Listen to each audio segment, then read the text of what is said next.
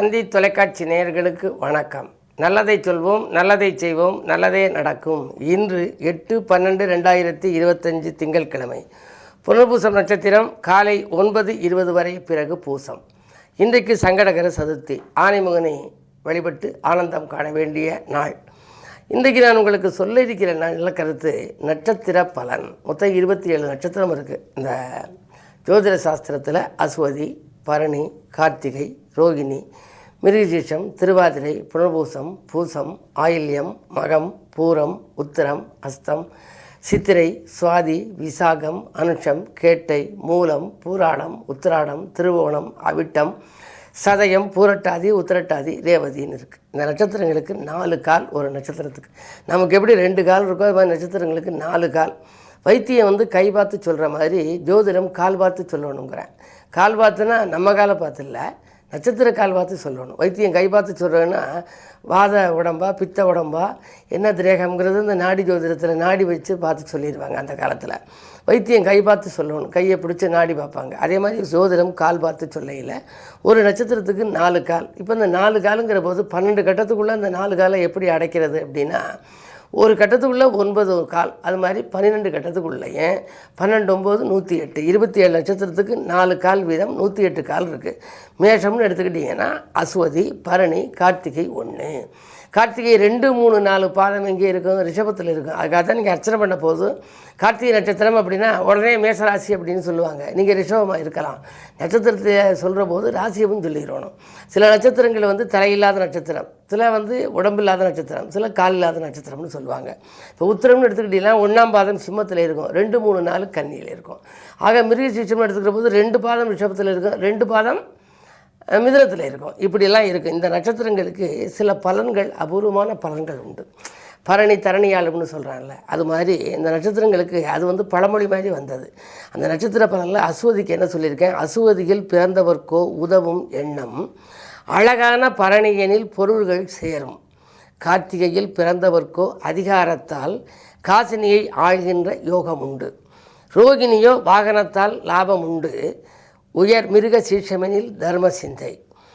ஆதிரையோ குழப்பங்கள் அதிகரிக்கும். அடுத்த புனர் பூசமெனில் ஏற்றம் இரக்கம். போதிக்கும் ஆற்றலந்த பூசத்திற்கு புகழ் சேரும் ஆயில்யம் வாய்த்தோருக்கு. இன்னும் தொடர்ந்து இந்த கவிதை இருக்குது, உங்களுக்கு தொடர்ந்து சொல்கிறேன். அசுவதியில் பிறந்தவருக்கு உதவும் எண்ணம்னா பிறருக்கு உதவுகிற எண்ணம் நமக்கு வரணும். அது மாதிரி வரணும் அப்படின்னா சிலருக்கு மனப்பக்குவம் அடையணும், பண்படணும். அப்படி அசுவதி நட்சத்திரத்தை பிறந்தவங்க கவிஞர் கண்ணதாசன் அசுவதி நட்சத்திரம். அவருக்கு ஃபோன் பண்ணணும் அப்படின்னா தொலைபேசி வாயிலாக ஒரு காரியத்தை முடிச்சு கொடுக்கணும் ஐயான்னு கேட்டால் அவருக்கு ஃபோன் எடுத்த உடனே என்ன செய்யணும்னு கேட்பார், என்ன விஷயம்னு கேட்க மாட்டார். கவிஞர் கண்ணதாசன் என்ன செய்யணும்னு கேட்பார். ஏராளமான உதவிகள் செஞ்சுருக்கிறார். அப்படி அவர் அசுவதியில் பிறந்தவர், முதல் நட்சத்திரம். இந்த அசுவதியில் பிறந்தவர்களுக்கு உதவுகிற எண்ணம் அதிகமாக இருக்கும். நீங்கள் சாதாரண வாழ்க்கையில் பாருங்கள், ஒரு ஹெல்ப்னு கேட்டால் சில பேர் சொல்லுவாங்க, பணம் கேட்குற போது இப்போ தான் அதுக்கு கொடுத்தேன் இது கொடுத்தேன் இதுக்கெல்லாம் கொடுத்தாச்சுங்க இல்லை அப்படிம்பாங்க. சில பேர் அப்படியா என்கிட்ட இல்லைனாலும் பரவாயில்ல நான் இப்போ வாங்கித்தரேன் வாங்க அப்படின்னு சொல்லி வாங்கி கொடுப்பாங்க. அப்படி உதவுகிற எண்ணம் யாருக்கு அப்படின்னா அசுவதியில் பிறந்தவருக்கு இருக்குமா.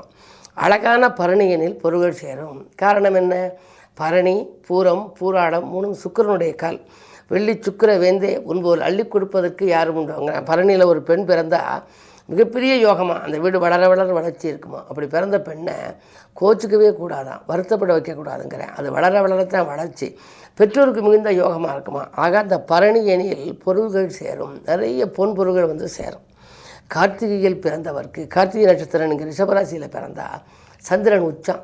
சந்திரனோ சூரியனோ ஒருத்தருக்கு உச்சமாக இருந்தாலும் சரி. சில இந்த சனியெல்லாம் துலாராசியில் உச்சம். அப்படி சில கிரகங்கள் உச்சம் பெற்றிருந்தால் நம்ம கண்ணால் பார்க்குற 2 கிரகம் சூரியனும் சந்திரனும். அதில் சந்திரன் உச்சம் பெற்று ஒருத்தருக்கு ரிஷபராசியாக இருந்தால் அரசாளும் யோகம். பஞ்சாயத்து தலைவர்லேருந்து பாராளுமன்றம் வரைக்கும் போகலாமா. அந்த அளவுக்கு அதுக்கு வாய்ப்புகள் இருக்கும். அதிகாரத்துவ யோகம்ங்கிறான பிரபுத்துவ யோகம். சில பேருக்கு அதில் பிறந்தவங்களுக்கு பிரபுனே பேர் வைப்பாங்க, சில பேர் துறைன்னு பேர் வைப்பாங்க. அப்படி கார்த்திகையில் பிறந்தவருக்கு அதிகாரத்தால் காசினியை ஆழ்கின்ற யோகம் உண்டுங்கிறேன். இது மாதிரி இன்னும் மற்ற நட்சத்திரங்களுக்கு சிறப்பான பலன்கள், என்ன மாதிரி பலன்கள் உண்டு, அவர்களை நம்ம பழகிற போது அவர்களிடம் அந்த குணத்தை நீங்கள் காணலாம் என்று சொல்லி இனி ராசி பலன்களை இப்பொழுது உங்களுக்கு வழங்கப் போகின்றேன்.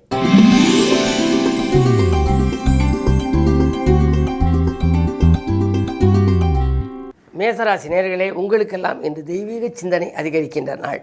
திடீரென குணங்கள் உங்களுக்கு மாறலாம். ஆனால் நல்ல காரியங்கள் இல்லத்திலே நடைபெறும். ராசிநாதன் நல்ல இடத்தில் 9ஆம் இடத்தில் இருக்கிறார், பாக்கியஸ்தானத்தில் இருக்கின்றார். அது மட்டுமல்ல, பூர்வ புண்ணிய ஸ்தானத்தில் கேது இருப்பதனாலே ஆன்மீகத்தின் மூலமே உங்களுக்கு லௌகீகம் சிறப்பாக வரும். எனவே அடிக்கடி நீங்கள் கோயில் குளங்களுக்கு செல்ல வேண்டும், குலதெய்வ வழிபாடுகளை மேற்கொள்ள வேண்டும். குறிப்பாக இன்று சங்கடகர சதுர்த்தி, ஆன்மீக பெருமானை வழிபட்டு இன்று நீங்கள் காரியங்களை தொடங்கினால் கண்டிப்பாக அனைத்து முயற்சியிலும் வெற்றி கிடைக்கும்.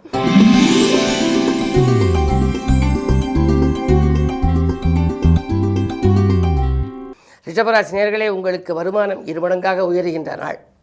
வளர்ச்சிக்கு நண்பர்களின் ஒத்துழைப்பு உங்களுக்கு உண்டு. உங்களுடைய ஜாதக அடிப்படையில் பார்க்கின்ற பொழுது உங்களுக்கு என்ன திசாபுத்தி என்பதையும் பார்த்து அதற்கென்று தெய்வ வழிபாடுகளையும் மேற்கொள்ளலாம். இன்றைய நாள் சதுர்த்தி என்பதனாலே ஆனைமுகனையும் நீங்கள் வழிபட வேண்டும். 4ஆம் இடத்தில் கேது இருக்கின்றார்.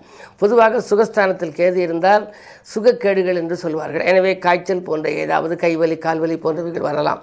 ஆரோக்கிய சீர்கேடுகளிலிருந்து அகல வேண்டுமானால், உங்களுக்கு ஒவ்வாமை நோயிலிருந்தும் நீங்கள் விடுபட வேண்டுமானால் ஆகாரத்தில் கட்டுப்பாடு செலுத்த வேண்டும். 3ஆம் இடத்திலே குரு இருப்பதனாலே உடன்பிறப்புகள் உங்களுக்கு கொஞ்சம் உறுதுணையாக இருப்பார்கள். விலகிச் சென்ற சொந்தங்கள் கூட இன்று விரும்பி வரலாம்.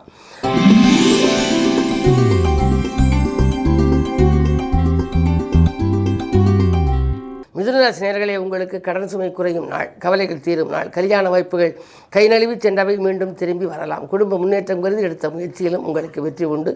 அதிகாலையில் வரும் அலைபேசி வழி தகவல் மகிழ்ச்சி தருவதாக இருக்கும். இன்று சதுர்த்தி என்பதனாலே கணபதியை நீங்கள் கைதொழுது வழிபட்டால் காரியங்களில் சிறப்பான வெற்றி கிடைக்கும்.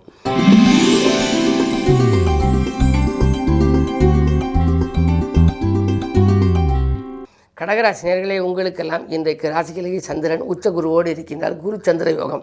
எனவே நினைத்தது நிறைவேறும். நிகழ்கால தேவைகள் பூர்த்தியாகும். புத்தி சாதுரியத்தால் பொருள் வளத்தை பெருக்கிக் கொள்வீர்கள். மேலதிகாரிகள் உங்களுக்கு இணக்கமாக நடந்து கொள்வார்கள். உத்தியோகத்தில் உள்ளவர்களுக்கு நல்ல பொறுப்புகள் கூடுதலாகவும் கிடைக்கும். சம்பள உயரும் அதற்கேற்ற விதத்திலே வரலாம். 2ல் கேது இருப்பதனாலே உங்களுக்கு ஆன்மீக நாட்டம் அதிகரிக்கும். அதிகாலையிலேயே நீங்கள் ஆலய வழிபாட்டை மேற்கொள்ள வேண்டும் என்ற எண்ணம் உங்களுக்கு உருவாகலாம். இந்த நாள் இனிய நாள்.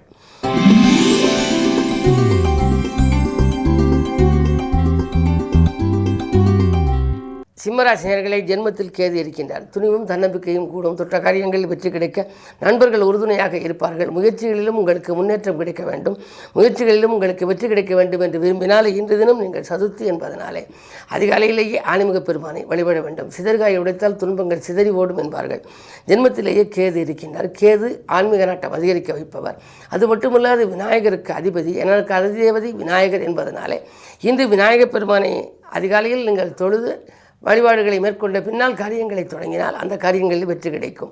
வேழமுகத்து விநாயகனை தொழ வாழ்வு மிகுத்து வரும் என்று பெரியோர்கள் சொல்லியிருக்கின்றார்கள். அந்த அடிப்படையில் இந்த விரயங்கள் வந்தாலும் அதை சமாளிக்கும் ஆற்றல் உங்களுக்கு உண்டு.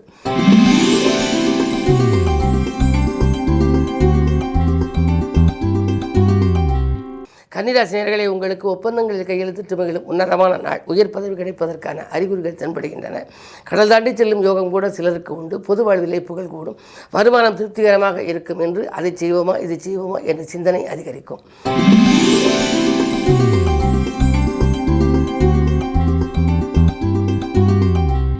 துலாம் ராசி நேயர்களே, உங்களுக்கெல்லாம் இன்றைக்கு வாக்குவாதங்களை தவிர்த்து வளம் காண வேண்டிய நாள். வரும் விருந்தினாலும் உங்களுக்கு சில தொல்லைகள் வரலாம். 2ல் சுக்கிரன் இருக்கின்றார். ஆதாயம் தரும் தகவல் அதிகாலையிலேயே கிடைக்கும்.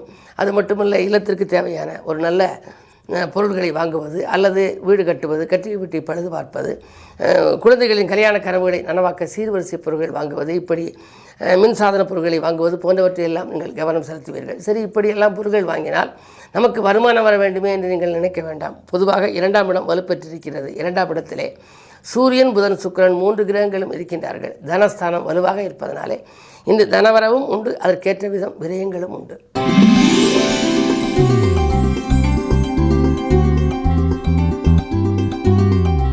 விருச்சிக ராசி நேயர்களே, உங்களுக்கு இன்று புது சுக்கிர யோகம் செயல்படுவதனாலே இன்று பொன்னான நாள். புதிய திருப்பங்கள் ஏற்படும் நாள்.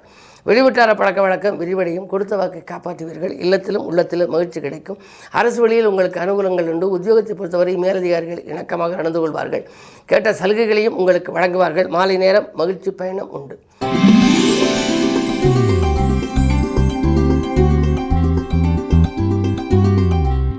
தனுசு ராசி நேயர்களே, உங்களுக்கு சந்திராஷ்டமம். எதை செய்தாலும் யோசித்து செய்ய வேண்டும். திட்டமிட்டு எதையும் நீங்கள் செய்ய இயலாது. வீண் விரயங்கள் வந்து மன அமைதியை குலைக்கலாம். வரவை காட்டிலும் செலவுகள் கூடும். அருகில் இருப்பவர்களின் அனுசரிப்பு கொஞ்சம் குறைவாகவே இருக்கும். பழைய பிரச்சனைகள் மீண்டும் தலை தூக்கலாம். பிள்ளைகளாலும் தொல்லை, பிறராலும் தொல்லை என்ற நிலை உருவாகலாம். வாங்கிய சொத்தை கூட ஒரு சிலர் கடன் சுமை காரணமாக விற்க நேரிடும். கவனம் தேவை.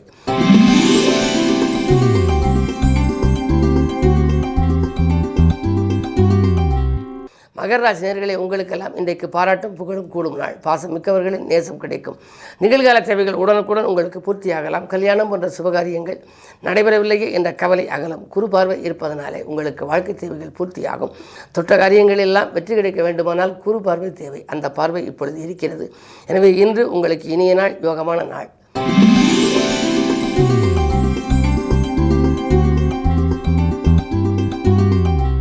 கும்பராசி நேயர்களே, உங்களுக்கெல்லாம் வந்த வாய்ப்புகள் கை நழுவி செல்லுகின்ற நாள். சில வாய்ப்புகள் உங்களுக்கு வரலாம், ஆனால் வந்தவை கை நழுவி செல்லும். காரணம், 6லே குரு இருக்கின்றார். அப்படி இருந்தாலும் 6ஆம் இடத்தில் குரு இருந்தால் ஊரில் பகை என்பார்கள். எனவே பலரும் உங்களுக்கு பகையாகலாம்.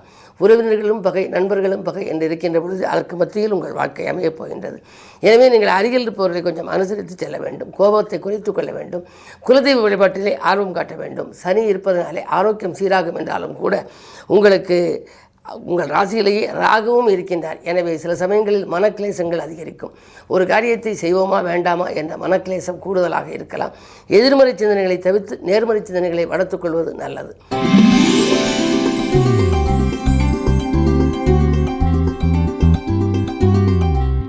மீனராசினியர்களே, உங்களுக்கெல்லாம் அச்சமில்லாத வாழ்க்கைக்கு அடித்தளம் அமைகின்ற நாள்.